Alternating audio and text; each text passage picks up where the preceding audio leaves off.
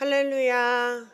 이 추운 날씨 속에서도 하나님의 말씀을 사모하고 하나님께 예배하기 위해 이 자리에 나온 모든 성도님들을 주님의 이름으로 축복합니다. 오늘 본문의 말씀과 함께 삶의 기준이라는 제목으로 하나님의 말씀을 증거하겠습니다. 가와 만사성, 집안이 화목하면 모든 일이 잘 된다 라는 말이 제 어릴 적 저희 집 가훈이었습니다. 그런데 놀라운 것은요, 옆집을 가봤더니 옆집도 가와 만사성이더라고요. 그래서 이제서야 생각이 든 건데, 가훈도 시대를 타는구나, 그런 깨달음을 요즘 좀 얻곤 합니다. 가훈이 근데 왜 있습니까? 가훈은 그 가정의 기준이 되는 문장입니다. 저희 집은 가훈에서도 알 수 있다시피 모든 사고가 가족 중심적이었습니다. 무언가 결정할 때도 개인 혼자서만 결정을 하지 않고 뭐든지 가족들이 회의를 해서 결정을 해야 됐습니다. 그리고 아무리 바빠도 저녁에는 모여서 예배를 드려야 됐습니다. 가훈이 없다 하더라도 가정마다 혹은 개인마다 중요하게 여기는 가치관은 다 있을 것입니다. 가치관이 무엇이냐에 따라서 그 사람의 인생이 어떻게 살아갈지 달라지기 때문입니다. 따라서 사람이 어떤 가치관을 갖는가는 정말 중요한 문제입니다. 오늘 본문을 보면 이스라엘 사람들이 성벽 재건 후에 가장 먼저 한 행동이 무엇인지 우린 알 수 있습니다. 가장 먼저 무엇을 했습니까? 맞습니다. 모여서 하나님의 말씀을 듣기를 요청했습니다. 가장 먼저 하는 행동은 그들이 가장 가치 있게 여기는 것, 중요하게 여기는 것이라고 할 수 있습니다. 따라서 우리는 이스라엘 사람들이 하나님 말씀을 듣기 위해 모인 이 행동을 통해 이스라엘 사람들이 가장 중요하게 여기는 것이 무엇인지, 그들의 삶의 기준이 무엇인지 알 수 있습니다. 그들은 왜 하나님의 말씀을 삶의 기준으로 여겼을까요? 오늘 본문과 함께 살펴보겠습니다. 본문 1절에서 2절 말씀 함께 읽겠습니다. 시작. 이스라엘 자손이 자기들의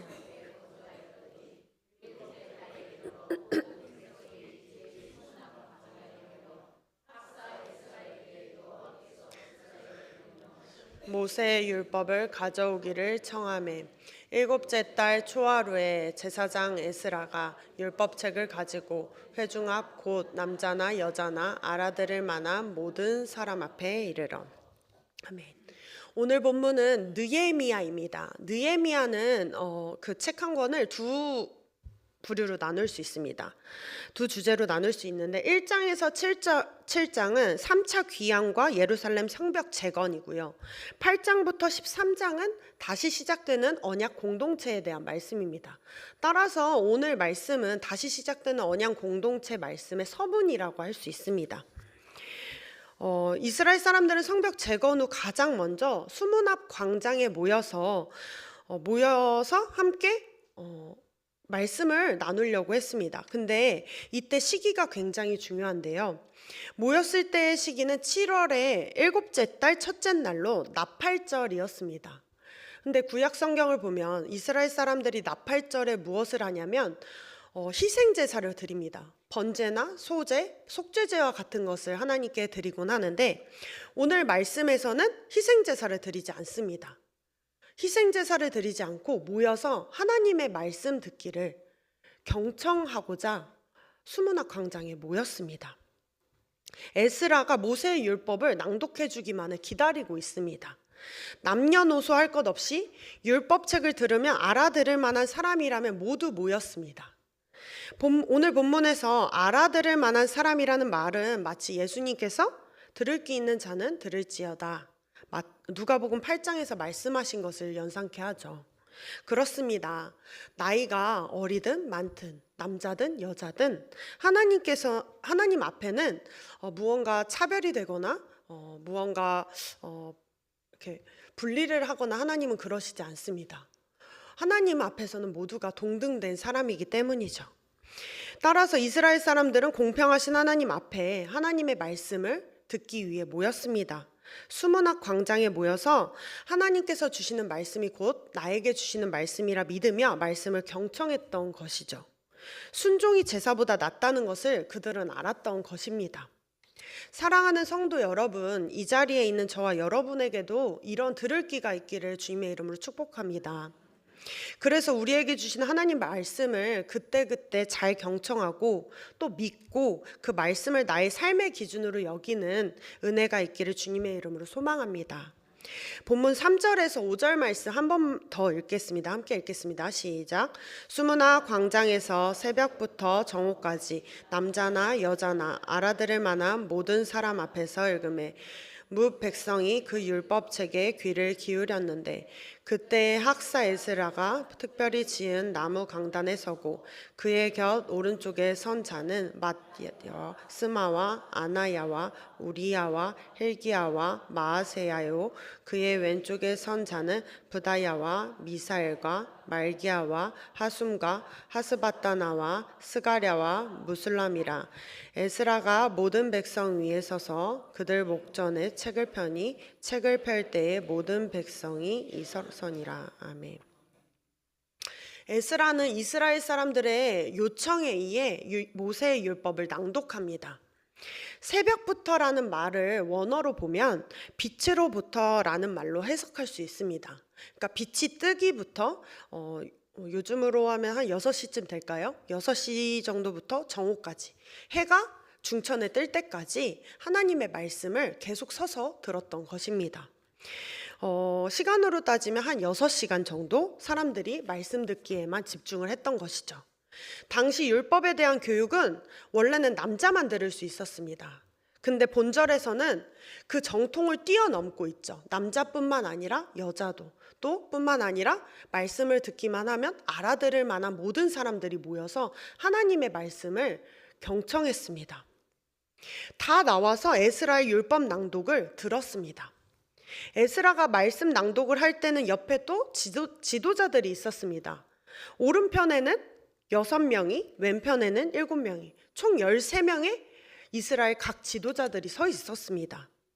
그들은 특별히 지어진 나무 강단 위에 서서 있었고 강단 아래에는 이스라엘 사람들이 에스라가 낭독하는 것을 경청하고 있었습니다. 듣고 있었습니다. 사람들이 근데 어떤 모습으로 이 말씀을 들었습니까? 에스라가 강단 위에서 모세의 율법이 적혀 있는 책을 펴니 모든 백성이 일어섰습니다. 하나님의 말씀에 대한 그들은 경외를 표했던 것입니다. 말씀을 펼 때 이스라엘 사람들이 일어선 행위는 경외를 표하고 하나님의 말씀의 위엄과 거룩함과 귀중함을 뜻하는 것입니다. 무엇보다 하나님의 말씀을 사모한다는 것을 우리는 알 수 있습니다. 하나님의 말씀은 근데 우리는 어떻게 듣고 있습니까? 이들이 말씀을 대하는 모습과 우리가 말씀을 대하는 모습은 어찌 보면 근데 같아 보입니다. 남자나 여자나 어린아이나 노인이나 모두 하나님께 예배하러 이 전에 나오고 말씀하시면 우리는 조용히 말씀에 귀를 기울이곤 합니다. 근데 오늘 본문의 말씀과 오늘날 우리의 모습에서 가장 큰 차이는 이들의 마음과 우리의 마음이 큰 차이가 있다고 할 수 있습니다. 이들은 아무도 시키지 않았는데 수문학 광장에 모였고 아무도 시키지 않았는데 에스라가 책을 펴자 말씀을 펴자 일어서서 말씀을 들었습니다. 그리고 아무도 시키지 않았는데 한두 시간 들은 것도 아니라 해가 뜰 때부터 해가 중천에 있을 때까지 계속 말씀을 들었습니다. 이스라엘 사람들이라고 해서 다리가 아프지 않았겠습니까? 아마 아팠을 것입니다. 6시간 집중하는 게 쉽지는 않았을 것입니다. 그 중에는 아픈 사람도 있었을 것입니다. 그러나 그들은 힘들지만 어렵지만 아프지만 그 가운데서도 하나님의 말씀이 삶의 기준이기 때문에 삶의 기준으로 여기니까 그들의 가치관이 세상이나 자신의 건강이나 자신의 안위에 있지 않고 오직 말씀에 있으니까 힘들어도 어려워도 주의 말씀 듣기를 무엇보다 먼저 한 것 아니겠습니까? 사랑하는 성도 여러분, 우리의 삶을 되돌아보길 원합니다. 우리는 하나님의 말씀을 어떻게 대하고 있습니까? 하나님의 말씀을 자발적으로 묵상하고 하나님의 말씀을 삶의 기준으로 여기며 정말 말씀대로 살아가려고 노력하고 있습니까? 사랑하는 성도님들, 오늘 말씀을 통해 삶의 기준이 하나님의 말씀으로 돌이키는 은혜가 있기를 소망합니다. 예수님께서도 말씀하셨습니다. 사람이 떡으로만 살 것이 아니요 하나님의 입으로부터 나오는 모든 말씀으로 살 것이라. 마태복음 4장에 말씀하셨습니다. 이스라엘 사람들도 성벽 재건 후에 기쁨의 잔치를 벌일 수 있었습니다. 그러나 그들은 삶의 기준이 하나님의 말씀에 있었기에 자신들의 유익이나 즐거움을 위해 행동하지 않았습니다. 자신들의 영혼에 하나님의 말씀이 가득 채워지기를 소망하고 그래서 그분의 인도하심을 따라 살아가기를 바랬습니다. 이제 말씀을 정리하겠습니다. 우리 삶의 기준은 무엇입니까? 정말 하나님의 말씀이 삶의 기준이라고 여기십니까? 그렇다면 하나님의 말씀을 묵상하기를 간절히 사모하시길 바랍니다. 6시간 내내 하나님의 말씀을 묵상해보자 말씀드리는 게 아닙니다. 우리 영혼이 하나님의 말씀으로 가득 채워져서 그 가득 찬 말씀이 우리의 삶을 이끌어가는 은혜를 매일 매순간 누리시길 간절히 소망합니다. 벌써 한 해를 마무리하는 12월입니다. 한 해를 마무리하고 내년을 계획할 때 가장 중요한 것은 하나님의 인도하심을 받는 것입니다. 최근 다른 교회 성도님이 전화로 저한테 고민 상담을 한 적이 있습니다. 다음 직장을 어디로 가야 하는지 모르겠다고 기도를 하는데도 하나님이 응답을 주시지 않는다는 거예요. 근데 그분의 이야기를 듣다 보니까 하나님은 그 성도님께 가야 할 길도 알려주시고 어디로 가라 말씀도 하셨는데 그분 마음이 그곳 말고 다른 곳을 향하고 있더라고요. 다른 곳이 가고 싶은데 가라 마라 그곳에 대한 말씀은 없으시고 계속 원하지 않는 곳으로만 하나님께서 이끌고 계셨던 것입니다. 그분 입장에서는 그러니까 하나님이 응답을 하지 않으시는 거죠. 다행히 그 성도님은 더 오래 기도하고 많은 기도의 용사들 덕분에 하나님의 이끄심을 깨닫고 이끄시는 곳으로 가기 위해 순종의 길을 가고 계십니다. 사랑하는 성도님들, 말씀 묵상 당연히 하셔야 합니다. 하나님 말씀이 우리 안에 가득 채워져야 하나님 뜻이 무엇인지 분별하며 살아갈 수 있습니다. 이스라엘 백성들이 하나님의 말씀이 가득 채워졌을 때 어떤 행동을 했는지 아십니까? 네, 이거는 그래도 말씀을 드리고 마무리를 해야 되니까요. 6절 한번 함께 살펴보겠습니다. 네, 함께 읽겠습니다. 에스라가 위대하신 하나님 여호와를 송축하매 모든 백성이 손을 들고 아멘 아멘 하고 응답하고 몸을 굽혀 여호와께 경배하니라. 아멘. 이스라엘 백성들은 마음이 뜨거워져서 자연스럽게 이 행동을 했습니다. 먼저는 손을 들었고 두 번째로는 몸을 굽혔고 세 번째로는 얼굴을 땅에 대고 여호와께 경배했습니다. 첫 번째 손을 드는 행위는 참으로 그렇습니다. 다윗 시대부터 사용되는 응답의 표현으로 지금까지도 교회의 전승으로 이어지고 있죠. 두 번째로 몸을 굽히는 것은 원어로 와이케두, 복종의 의미입니다. 그래서 이 표현은 단순히 절하다는 것과는 구분해서 사용하셔야 합니다. 몸을 굽히다는 이스라엘 사람들이 어떤 것을 한 거냐면 요셉의 형들이 베냐민을 데리고 애굽의 총리인 요셉에게 절할 때 이 단어가 사용됩니다. 또 언제 사용이 되냐면 사울이 사무엘의 환상을 보았을 때도 이 단어를 사용합니다. 따라서 이때 이스라엘 백성들이 얼굴을 땅에 댄 거는 단순히 하나님께 경배하기 위한 예비 동작이 아니라 하나님께 절대 복종한다는 의미입니다. 하나님께서 말씀하시면 무조건 순종하겠다. 무조건 하겠다. 가라는 대로 무조건 가겠다. 이런 순종의 의미죠. 그렇게 하나님의 말씀을 절대 복종하겠다. 하나님을 높여 찬양하겠다라는 의미입니다. 오늘 본문 뒤에 이어지는 말씀 7절에서 12절을 보면 이들이 선포된 하나님의 말씀에 대한 온전한 청종의 자세를 갖추게 되었을 때 이들은 뜨거운 열정을 갖게 되고 그러한 자세로 놀라운 영적인 회복의 물결도 이어지곤 합니다. 이들이 이렇게 절대 복종을 했기 때문에 영적인 회복이 일어나게 된 것이죠. 그래서 많은 목사님들은 오늘 본문을 이스라엘의 영적 대부흥, 영적 대각성이라고는 부르시곤 합니다.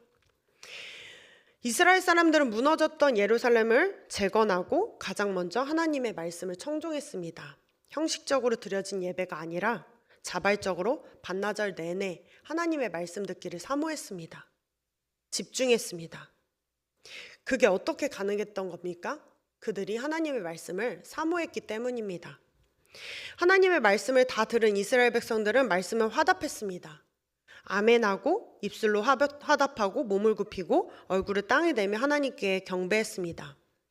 8절을 보면 이스라엘 백성들이 성령이 충만하여져서 모든 말씀을 다 깨닫는 은사를 얻게 되었고 율법을 깨닫게 되니 어떻게 됩니까? 자신의 죄 또한 깨닫게 됩니다. 이스라엘 사람들은 그래서 12절에서 울며 회개하고 있습니다. 성령이 충만한 사람들의 특징이 바로 이것입니다. 주님이 말씀하시는 것들을 깨달아져서 나의 죄도 깨닫게 되고 하나님의 말씀대로 살게 됩니다. 남의 죄를 들춰낼 시간이 없습니다. 하나님이 보여주신 내 죄가 너무나도 크기 때문에 다른 사람의 죄를 볼 틈이 없는 것이죠. 사랑하는 성도님들, 주님 말씀대로 살고 싶으십니까? 주님 말씀을 묵상하시길 바랍니다. 주님 말씀하시면 그 말씀대로 살겠습니다 라는 마음으로 주의 말씀을 청종할 때 주님께서 우리 심령 가운데 강력히 역사하심을 믿으시길 바랍니다. 먼저 내가 주의 영으로 충만하여 변화되고 나의 영적 회복의 물결이 내 옆 사람에게, 그리고 우리 한빛교회에, 그리고 우리 지역사회에, 그리고 우리나라에 퍼져가는 귀한 은혜가 저와 여러분을 통해서 먼저 일어나길 주님의 이름으로 기도하겠습니다. 기도하겠습니다. 사랑의 하나님, 이 추운 날씨 속에도 주의 말씀을 사모하여 이 예배당에 나오게 하시니 참 감사드립니다. 하나님, 하나님께서는 언제나 우리에게 말씀하고 싶어 기다리고 계심을 믿습니다. 이 시간 이 자리에 모인 우리가 하나님의 말씀을 듣고 하나님의 말씀대로 살아가길 소망합니다. 주님께서 말씀하시면 나아가고 주님께서 서라 하면 서는 믿음이 우리에게 있게 하여 주옵소서. 우리가 너무나도 바쁘고 때론 너무나도 이기적이어서 하나님의 말씀을 들을 새가 없다 핑계를 대고 하나님의 말씀을 들어도 주님의 말씀이 아니겠지 불순종하는 일이 없게 하시고 늘 주님 말씀 따라 살아가며 날마다 주님의 기쁨 되는 저희 되게 하여 주옵소서. 예수님의 이름으로 기도드립니다. 아멘.